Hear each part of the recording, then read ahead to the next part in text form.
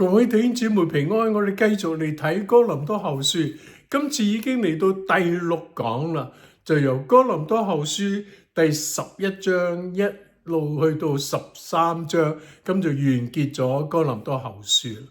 保羅佢以受患難為榮啊！哇，有好多人話你誇嘅就係你嘅成就，哇！你睇我去到邊度宣教，我又建立咗幾多間教會，我又做咗乜做咗乜。但係保羅唔係，佢話我以為基督受苦為樂為榮，一個幾謙卑嘅僕人。原來保羅因着基督嘅緣故，佢受咗好多好多嘅苦。而且佢就勸勉弟兄姊妹，佢話你哋唔好失去咗單純純一嘅信心，你哋最緊要就係堅持，你哋嘅信心係足夠嘅。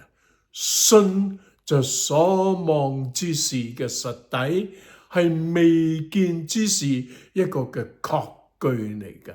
哇！我哋嘅信心必須要足夠。喺希伯來書第11章叫做信心嘅篇章啊！哇，作者數咗好多信心嘅偉人，而啲偉人行喺我哋前面，就俾我哋睇見一啲嘅榜樣，我哋要學佢哋咁有純一嘅信心。保羅講完信心之後，佢就以自己受過乜嘢嘅患難，受過乜嘢嘅苦嚟到去數出嚟。如果你睇11章由第23節起，哇！你就睇見保羅呢份嘅單真係好犀利。佢話我比你哋受苦係多嘅，我多受勞苦，多下監牢啊！而且我受鞭打係過重嘅，而且呢，我係時時呢係喺患難困鎖當中，猶太人鞭打過我5次啊！我每次係40減去一下，即係39下。佢話我亦都係船沉咗幾多次，仲有就係我嘅有一次。係遇船壞3次，一晝一夜喺水嘅裏邊啊，又屢次行路係遭遇江河嘅危險、盜賊嘅危險同埋其他外族人嘅危險，城裏邊嘅危險，各樣嘅危險啊！所以保羅就喺呢度一路數，佢係經過啲乜嘢嘅危險。佢話喺大患難裏邊，主救咗佢啊！而且主係幫助佢將佢從敵人嘅手裏邊救拔出嚟。我哋都知道保羅嘅經歷真係非常之豐富嘅。佢就喺度誇自己，原來我受咗咁多嘅患難，佢以受患難為主嘅名受患難而誇口。各位，我哋有冇咁樣做過呢？可能我哋一見到患難，我哋走夾唔到，甚至我哋會唔認主，因為以免我哋避開嗰啲嘅患難。求主憐憫我哋，幫助我哋，讓我哋剛強，好似保羅一樣。然後去到12章，保羅就講到佢所得到嘅啟示。佢話由於可能我所得嘅啟示甚大啊，神就將一根刺加喺我嘅身上。我3次求過主，可唔可以攞去呢根刺，但係主都冇答應。保羅冇提到嗰根刺到底係乜嘢，咁於是好多解經家就喺度估，到底保羅身上嗰條刺係啲乜嘢嚟嘅？有好多人就估其實就係佢有眼疾啊。所以有時喺啲書信裏面佢話：你睇下我寫嘅字幾咁大，哇！因為隻眼唔好，所以寫啲字係好大隻嘅。佢求主，但係主冇落害。主點樣同佢講呢？主話：我嘅恩典係夠你用嘅。冇錯，你有苦楚，你有患難，但我嘅恩典更加夠用。所以保羅佢話：我誇嘅就誇自己嘅軟弱。我咩時候軟弱，我咩時候就剛強啦。哇！保羅嘅態度真係令我哋好得幫助。一個咁樣神嘅僕人，佢只誇自己嘅軟弱，佢從來冇為自己誇口。原來神係要喺佢嘅身上顯明自己嘅恩典，夠保羅用。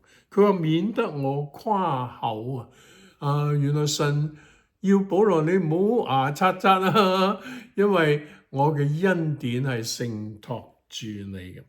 佢話為基督嘅緣故，我就以軟弱、急難、患難為可喜樂嘅，因為我什麼時候軟弱，我什麼時候就剛強啦。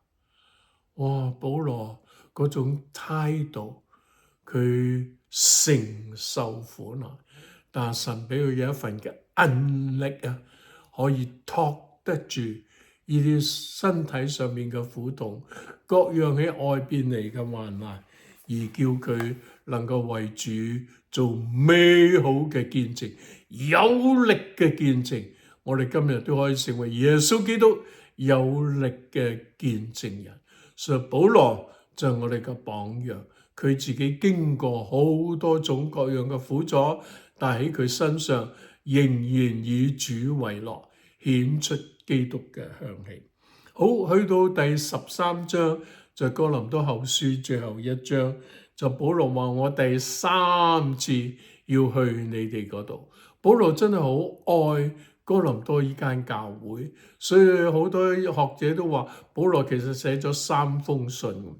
第一封信就係唔見咗個封啊，所以係一封未見過嘅信，我哋唔知道嘅信。然後第2封就係哥林多前書，然後第3封咧就係哥林多後書。然後保羅話我第3次要去你哋嗰度。咁啊，所以對佢哋有勸勉。